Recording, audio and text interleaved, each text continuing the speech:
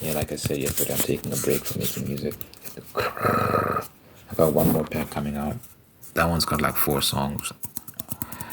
And then I'm gonna take a break, an extended break, so I can just really zone in on this novel, this poetry anthology. I'm excited about the poetry anthology. I'm writing basically a poem a day. And yeah, when I reach around 50, I'll publish. Maybe in this year I can publish like 2 anthologies. I'm just praying that they sell well. I make some money. Not my prayer is that I actually sell well, that I actually get a good turnout for that. That's my hope and my prayer. So I'm just gonna keep praying for that, and I'll see what happens. So anyone who wants to support me, you can always support me that way by buying that poetry anthology when it's hot. I'm on like 7 poems. That's far. I think I've got like seven poems. Like I said, I'm aiming towards 50. At first, I was aiming towards like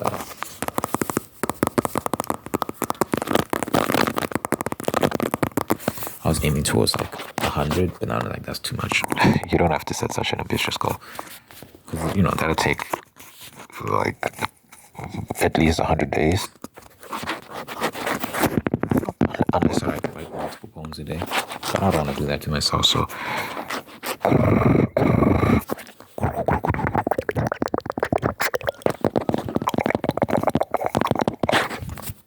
I said, let me get it down to 50. 50 poems is good enough. Come on. So when that is out, please check that out, please check that out, please check it out, please check that out, please check that out, please check that out, please check that out.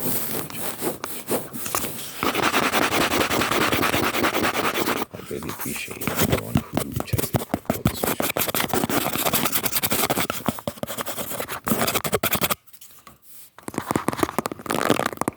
And then yeah, I also need to finish my novel. I want to write more. The reason I stopped making music, I was like, I really want to focus. Well, part of the reason I stopped making music for now is I want to focus on just writing, give myself more time to write. Because sometimes you're tired, man. You're tired. You just made this song. Because I produce the beats, I write, I mix, I master, I do everything myself. So it's like you expend a lot of like creative energy, and it leaves you feeling like a bit tired. But now I'm gonna have more time in my hands. More time. By the way, I shaved again. Obviously, I've had this look for a few days now, since the day before yesterday, I think. Said I would shave regularly, just maintain the look for maybe a month or so. We'll see. Babyface J. Babyface. Well, it's not really babyface, but that's what I'm calling myself during this period of time. Babyface J. Babyface J. That could be like a gangster. Can you picture a gangster called Babyface J? Could be. Babyface J. And that's some mob movie. Babyface Jay is in town. He's not taking any prisoners. Then he's the new kingpin in town. He's the new kingpin in town. He's the new kingpin. He's the new kingpin. Yesterday I talked to my mom. Or actually this morning I asked my mom. Was it this morning or was it last night? Doesn't matter. Honestly, why don't people wear rings? Like I don't see that. I see a lot of people these days not wearing the ring. And she just told me like that's not normal. Back in my day everyone wore their rings. Their wedding rings. And she said it's not painful, it's not any of that. If people are not wearing their rings, it's just because they don't want to. There's no real reason behind it. They just don't want to wear their rings. I'm like, that's crazy. Which makes me very suspicious. Because like, why wouldn't you want people to know that you're married? You know? I don't know. That's sus to me. That's a bit sus to me. Bro, if I'm married, I want people to know. And it's just important so that people know. Yeah, like, you know? Anyway, I won't hop on that again.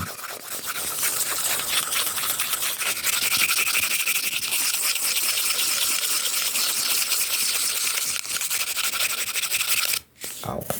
I just poked myself with the chopsticks. I finished season 1 of Peaky Blinders. I finished season 1 of Peaky Blinders. I finished season 1 of Peaky Blinders. It was pretty good. I enjoyed it. And I'm looking forward to season 2. I'll continue watching. One thing I was thinking about is the importance of good entertainment, man. Oh my god, sometimes like you just be sitting not knowing what to do with yourself. You're like, well, I'm bored. And a good show, oh man, a good show is a godsend. Sometimes you get like really bad shows, and that's the blessing. But when you watch a well put together piece of art, it's so nice. You feel so thankful for the people that went out of their way to produce that because it's an escape. It's like it's a way to kill time, and it's entertaining, and you engross yourself in a new world.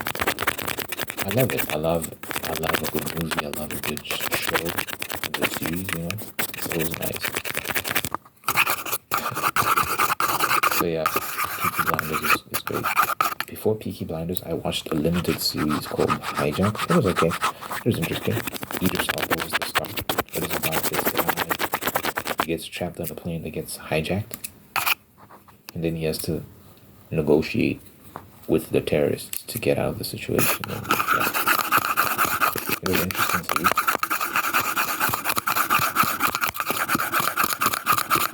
Wasn't the best. I'd say it's like a 6.5 out of 10. It was good enough to watch all the way through. And good enough to make you want to know what's going to happen.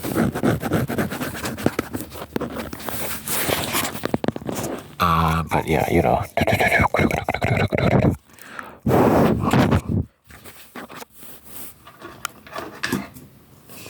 It's just there to pass the time.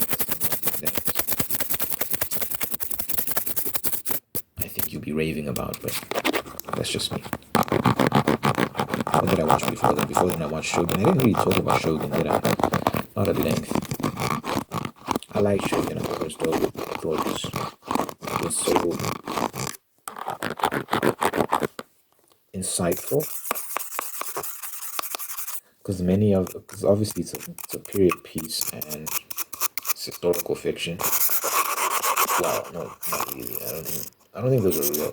They might have been, I actually don't know if those were real people that were being depicted in that narrative. I think they were made up. Either way, I think you got some insights into how Japan functioned back in the day. Who knows that said? I don't remember what period Japan was set in. I know it was feudal Japan. So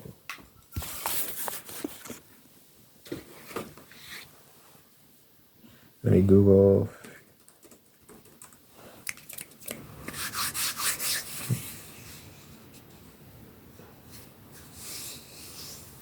The Tokugawa shogunates, which governed from Edo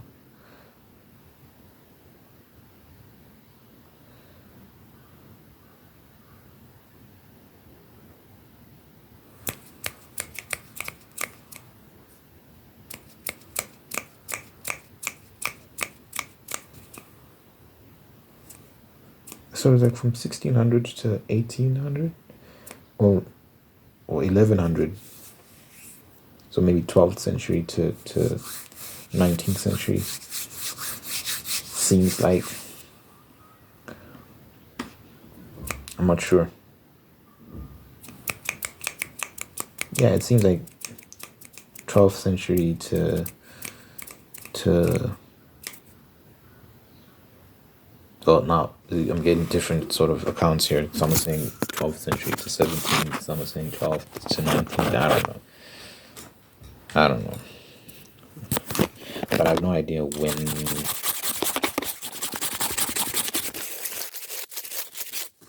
I have no idea when it was set. But yeah, it was very interesting how things used to function. Imagine living back in those days. No internet, no cars. Getting around is a hassle. Human rights are, kind of like a vague concept at the time, and there's a lot of things left to be desired in those bygone eras. But it was still very interesting to watch. Very barbaric, some of the things they used to do. There was a scene where this guy got boiled in a pot of water. Just boiled alive. They just threw him in a pot of boiling water, and the whole village could hear him scream. The whole village was people just in their house with their hands over their ears because the guy's just screaming. He's being boiled alive. Very savage stuff, barbaric. Humans have come a long way. You just read about world history and the things people used to do to each other, everyone. It's like, I'm glad we've left a lot of those practices behind. Some parts of the world still do crazy things, but for the most part, I'm glad we moved on from all that. You know what I'm saying? You know what I'm saying? You know what I'm saying? You know what I'm saying? Say.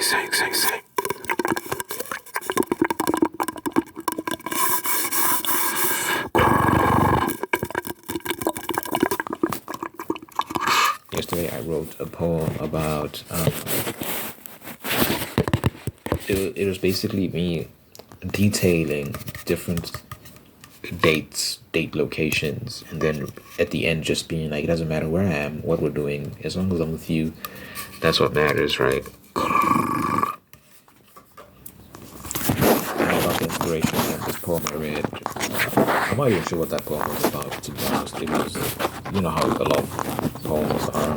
So these were just cryptic and then strangely worded, so that you have to really decipher the meaning. And that can be good. That can be a nice little exercise in and of itself. But sometimes I think they're complicated just for the sake of being complicated, which I don't like. But anyway, I got the sense that in that other poem that I read that I got inspiration from, she was going for a similar idea. Poets of like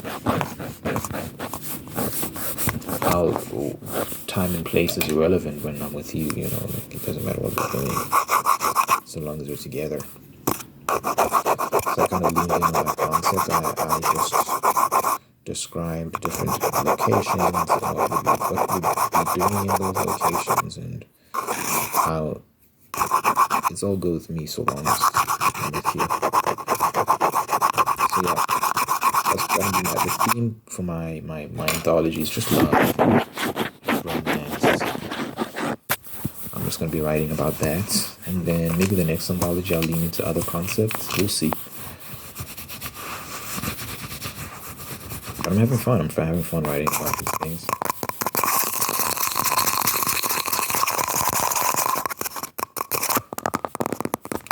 And I'll forget the camera tapping.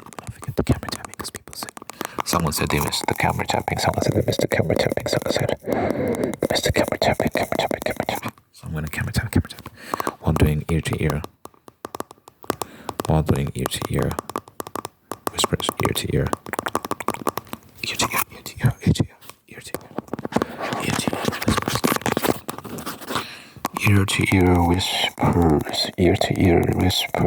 to ear whispers.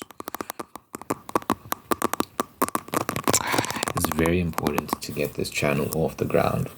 I'm kind of off the ground now, but to keep progressing. so that when I publish these anthologies and whatever the case may be, that they actually do well. I really want to do well. I really want to sell my art and make serious profit off of it and sustain myself and elevate to the next stage of life. My cousin was telling me about how, he wasn't earning, he was living here in South Africa until recently. And when he was living here, he wasn't earning that much. He was earning 12,000 Rand per month. Now that he's moving to the UK, he's a mechanic, by the way. Now that he's moving to the UK, he's going to be earning 72,000 Rand per month, which is an unbelievable increase in salary, right? That's a lot of money. That's a lot of money. And he's going to be living way better in the UK than he was living here because he's going to be earning more there. When he was living here, he was living in a shack. I'm not even joking. I'm not even exaggerating. He was literally living in a shack. He and his family were living in this. Was it a shack? I don't want to be too harsh. Bro, I don't know how to describe it. It wasn't nice. Let's put it that way. I felt very bad for him. It was crazy. I didn't know he was living in such crazy conditions. I've known him from when I was a little kid. He's older than me. He's like 30. He's approaching 40. He's like 36 right now. So I've known him since I was a little kid. And I think there was a time where he lived with us for a little bit. And I was like, how old was I? I was like 12, 13. I remember him living with us. I've always liked him. I've always been close to him. He's always been like one of my favorite cousins. And yeah, when I saw the conditions he was living in, I was very sad. I was like, that's crazy. Out of nowhere, I just found out that he's moving to the UK. He's got this job now. They're going to be paying him really well. So he's working on the buses. The London buses, the England buses in general. The buses, they're famous for those red buses and stuff. He's going to be working on those. I didn't know that electric buses are a thing. Apparently England has electric buses. And he's going to be working on those as well. I'm very happy for him. He's going to be earning a lot more than he's earning here. It's crazy that you can be a mechanic and have all these genuinely valuable skills. You went to school for this and you studied, and yet you get paid so little depending on the country you're in. So for all the people who are in the States who might not know rands and what that means, so let's say dollar to rand, just to give you a general idea what we're talking about. So 12,000 Rand would have been $645 per month. So that's around what he was earning, $645 per month. Now he's earning 72,000 Rand per month. So that's $3,871 per month. $3,871 per month. I don't know if that's a lot in the US, but that's 72,000 Rand here in South Africa, and that is a lot of money. If you earn 72,000 Rand per month, you're doing great. You're gonna be living in a great neighborhood. Oh, but well, there's tax you have to think about. That's oh my God, tax is theft, man. Tax is just theft. That's all that is. So they're going to take, maybe 30%? I don't know how much they're going to take of that. And that's terrible. But he'd still be left with what? I don't know. I've never been the math guy. Whatever he's left with at the end of that. Let's say if they take around 30%, he'll be left with like 50 something. I think. I don't know. And that's still a lot. So if you're living here in South Africa and you have 50,000 Rand per month disposable income, well, just income that you can use for paying your bills, groceries, so on and so forth. That's a lot of money. Your rent. Yeah, you can live good especially if you have a partner who can support you financially, well, then you can really start to maximize your opportunities. But even if it was just that salary, you could sustain a family with that. It might not be the most luxurious lifestyle, but you really could make that work. How much do we pay for rent here? Can't remember. I think it's about 11 to 12,000 per month. So let's say if you're earning about 50,000 per month and 12,000 goes to rent, and then I would homeschool. It helps cut costs, and I believe it's more efficient. So I wouldn't factor in school fees into that, because school fees are another beast. But 12,000. Wait, let's actually check out the calculator. Open up my laptop's calculator so we can actually do the math. The math. Calculator.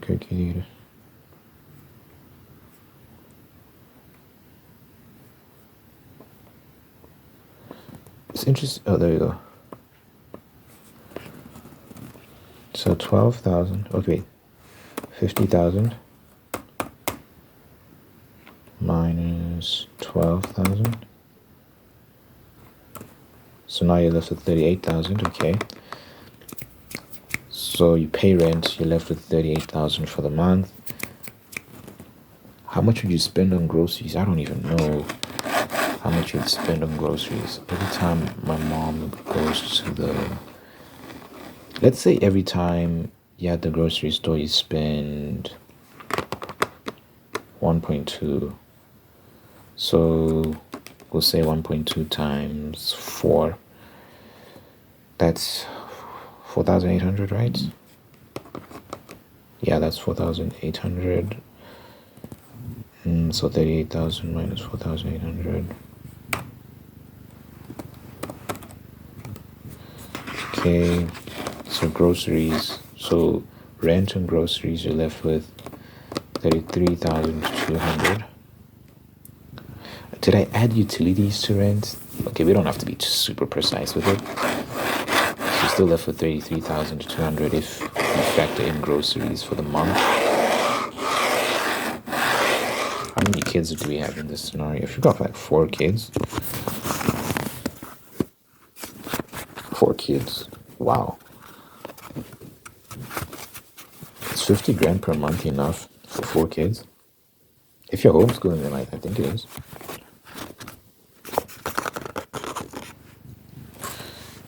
Of course it is. People are making them work with far less. What else do you have to consider? Petrol. So every time we fill up the car, which is like once a week, we spend about 250. 250 times 4 is how much? 2,000? Wait, 1,000. So 33,200. 32,200. 1,000 rand a month for fuel. I assume that we fill it up once a week with 250. I'm not sure if that's actually true. Wow, you still left with 32,200. If you got a car that you're paying for, how much do people pay for? Let's Google. Let's say you want to drive a what's like a good family car?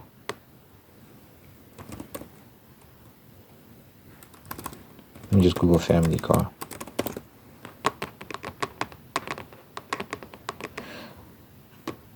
So Hyundai Tucson.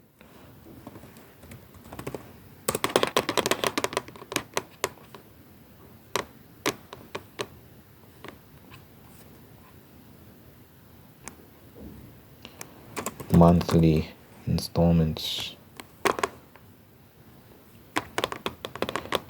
So generally range from 11,000 to 13,000 per month. That's a lot of money. Woy.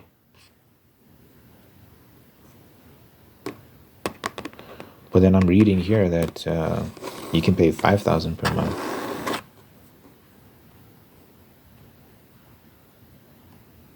So what's the truth? Because 11,000 per month is a lot.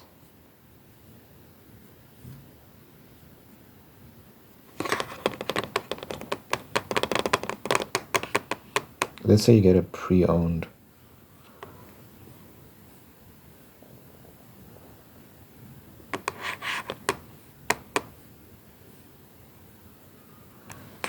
Pre-owned whip. I just want to figure out.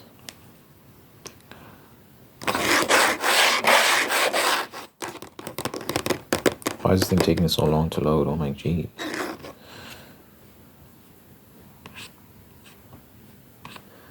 Because I don't want to say 11,000. That 11,000 per month for a car is crazy. How long are you going to be paying that off for? Yeah, because I'm seeing some people saying 5,000 here, 6,000. Paying 11,000 to 13,000 rand. That's almost like the rent. Yeah, wait, that's the rent of your house. How are you paying the same for rent for a car? That doesn't mean any sense. The rent of your apartment, not your house. So I'm gonna say like 6,000. 32,200 minus 6,000. I'm sure you can get a car for 6,000 rand per month. Surely you can get a nice family car for 6,000 rand per month. It'd be insane if you can't. Doesn't matter what car it is. 26,200.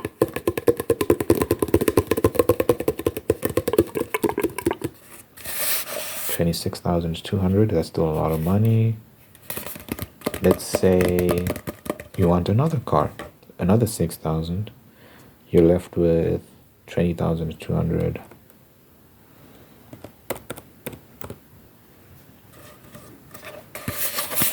Keep in mind that the original salary was like 72,000 per month, and we deducted tax, which is theft.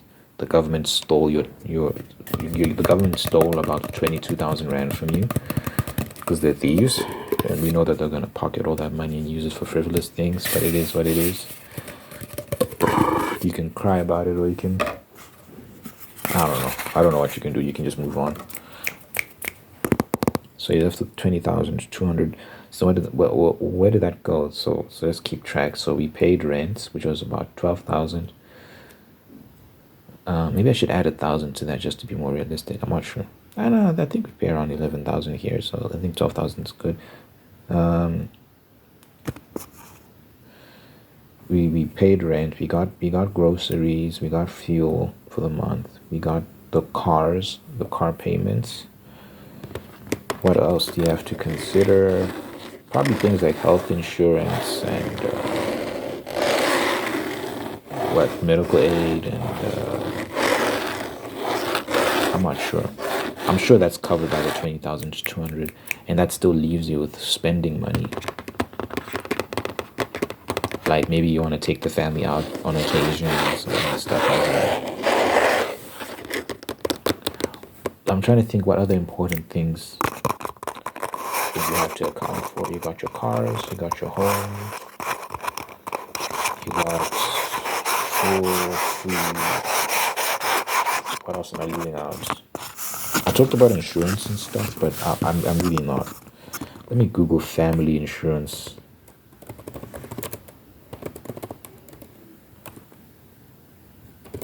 Costs.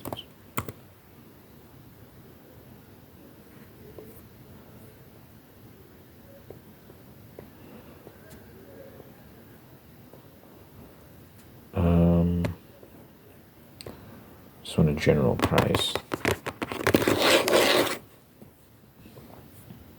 I don't know if there's gonna give you a bunch of prices. I'm not sure.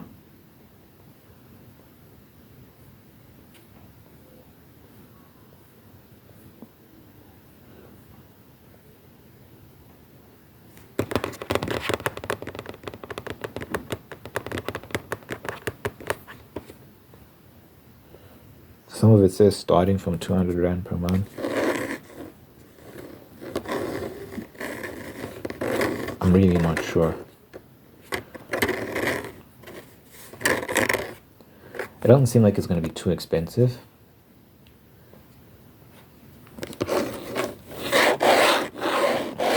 Let's minus 1,000, okay? So that'll leave us with 19,200.